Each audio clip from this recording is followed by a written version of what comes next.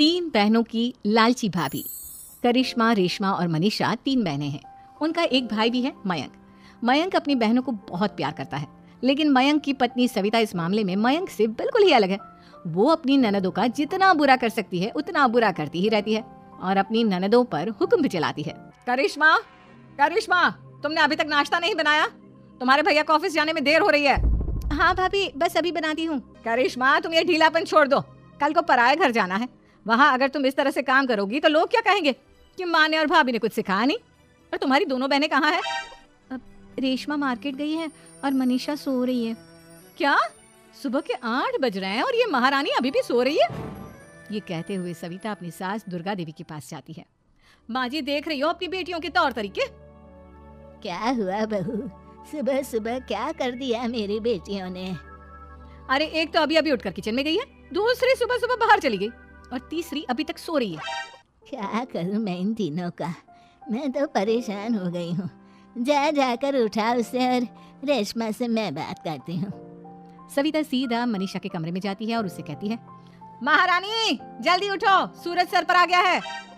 भाभी थोड़ी देर और सोने दो ना, मैं रात को लेट सोई थी। वो क्या ना यूनिट टेस्ट चल रहे हैं। शराफत से उठती है या नहीं, या फिर पानी की भरी बाल्टी डालूं तेरे ऊपर? नहीं नहीं भाभी, मुझे बिस्तर में नहीं नहाना, उठती हूँ मैं।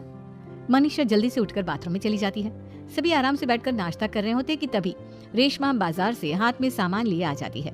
रेशमा को देखते ही सविता उस पर बरस पड़ती है। लो, आ गई महारानी। ऐसा भी क्या सामान लाना था जो सुबह आंख मलते ही बाजार की तरफ रवाना हो गई?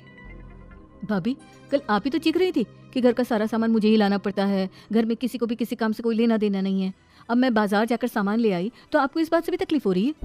देख रही हो माँ जी, अपनी बेटी की जुबान कैंची से भी तेज चलती है। और मयंक, आप तो कुछ कहेंगे नहीं अपनी लाडली बहन को। रेशमा, अपनी भाभी से ऐसे बात नहीं करते।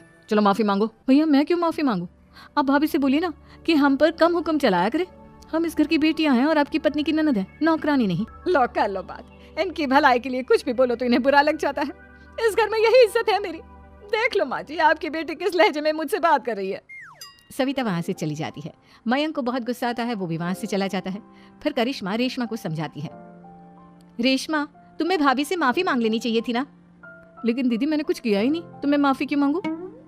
हाँ करिश्मा दीदी, रेशमा दीदी जैसे ही घर में आई भाभी ही उन पर चिल्ला रही थी। हाँ, मैं मानती हूँ कि गलती भाभी की थी। मैं तो इसलिए बोल रही हूँ कि भाभी ने माँ को तो पूरी तरह अपने वश में कर लिया है। वो हमारी बात सुनती ही नहीं। मयंक भैया हमारे लिए हमेशा खड़े रहते हैं, इसलिए उनकी बात का मान तो तुम्हें रखना चाहिए था ना। कोई फायदा नहीं दीदी, कुछ दिनों की बात और है, भाभी उन्हें भी हमारे खिलाफ भड़का देंगी। फिर वो भी माँ की तरह हमारी किसी बात का विश्वास नहीं करेंगे। इसी तरह सविता अपनी तीनों ननदों को किसी न किसी बात पर परेशान करती रहती थी। एक दिन मयंक अपनी तीनों बहनों के लिए गिफ्ट लाया।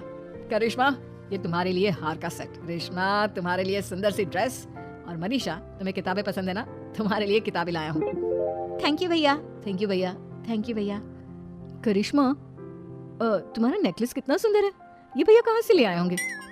मैंने भैया को 3 दिन पहले फोन पर ये डिजाइन दिखाया था और आज भैया ये ले आए। सविता तो अपनी ननदों के गिफ्ट्स देखकर जल गई और करिश्मा का नेकलेस तो उसे भी बहुत पसंद आया था। अपनी बहनों के लिए कितना अच्छा नेकलेस लेकर आए हैं, मुझे कभी कोई गिफ्ट नहीं दिया।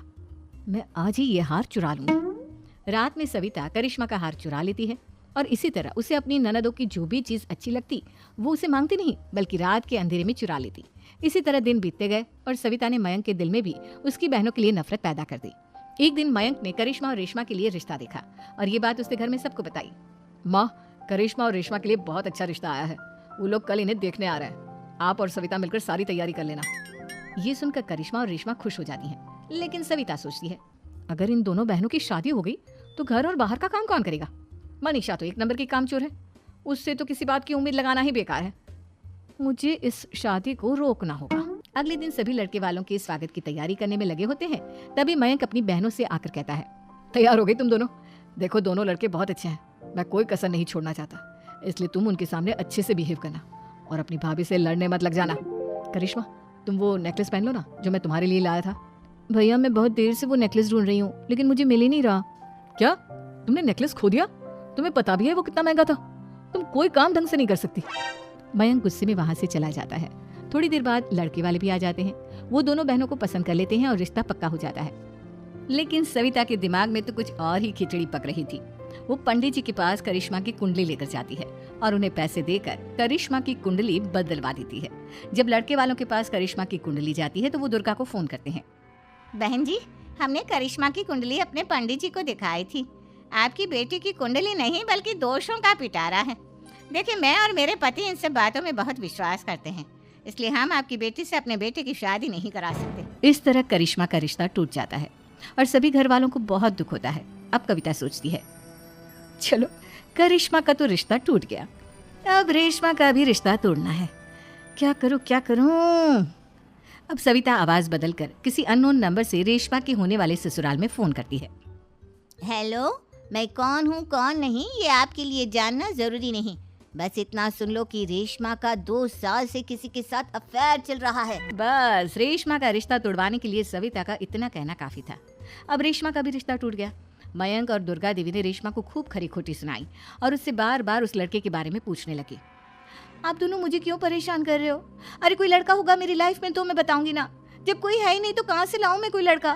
तो तेरे होने वाले ससुराल वालों को फोन किसने किया था? माँ, मैं नहीं जानती किसने फोन किया था, मैं सच कह रही हूँ। मैं तो पहले ही कह रही थी इसकी लगाम खींच कर रखो, लेकिन मेरी सुनता ही कौन है। अब चुप रहिए भाभी, ये सब आपका ही किया धरा है। अब तीनों बहनों को विश्वास हो जाता है कि ये सब उनकी भाभी ही कर रही है। तीनों बहनें अपनी भाभी को सबक सिखाने के लिए एक वकील कर लेती है और घर में हिस्सा मांगना। देखो भैया, माँ बाप की जायदाद में जितना बेटों का हक होता है उतना ही बेटियों का, इसलिए इस घर के 4 हिस्से होंगे और हमें अपना हिस्सा चाहिए। मैंने तुम्हारे लिए क्या क्या नहीं किया और तुम इस घर में हिस्सा मांग रही हो? भैया, आप और माँ हम बहनों की कोई बात नहीं सुनते हो और भाभी हमारी शादी नहीं होने देगी क्योंकि उन्हें लगता है कि आप हमारी शादी में ज्यादा पैसा लगाओगे और उन्हें हम जैसी फ्री की नौकरानी कहाँ मिलेगी। तो हम भाभी के साथ तो रह नहीं सकते, हम बहनों को अपना हिस्सा चाहिए। अरे तुम्हें शर्म आनी चाहिए अपनी भाभी पर ऐसा इल्जाम लगाते हुए।